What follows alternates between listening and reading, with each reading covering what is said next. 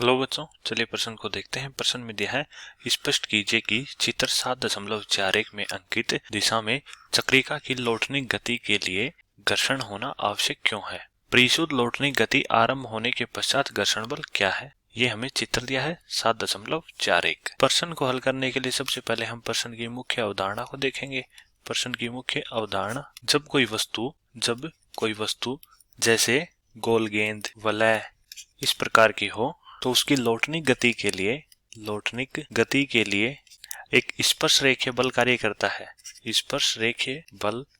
करता है जो घर्षण बल द्वारा प्रदान किया जाता है। अब हम प्रश्न का हल देखते हैं।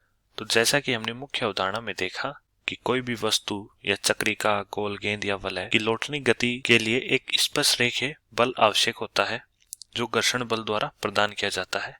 तो चित्र 7.41 में दर्शाई गई चक्रिका जो है, इसकी गति लौटनी गति होगी यदि यहाँ घर्षण बल कार्य करेगा।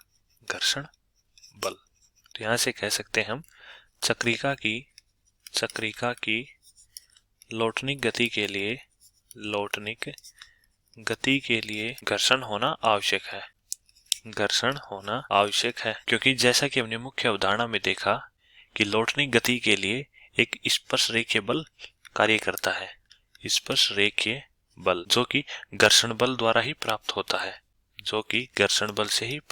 है, इसलिए लौटनी गति के लिए घर्षण होना आवश्यक होता है। अब हमें ज्ञात करना है कि परिशुद्ध लौटनी गति आरंभ होने के पश्चात घर्षण बल का मान क्या होगा।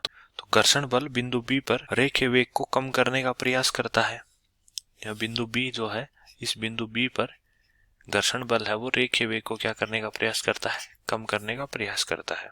और परिशुद्ध लौटनी गति तभी संभव होगी जब बिंदु बी पर माना वेग vb है और जब वेग vb का मान 0 हो जाए तभी परिशुद्ध लौटनी गति संभव होगी।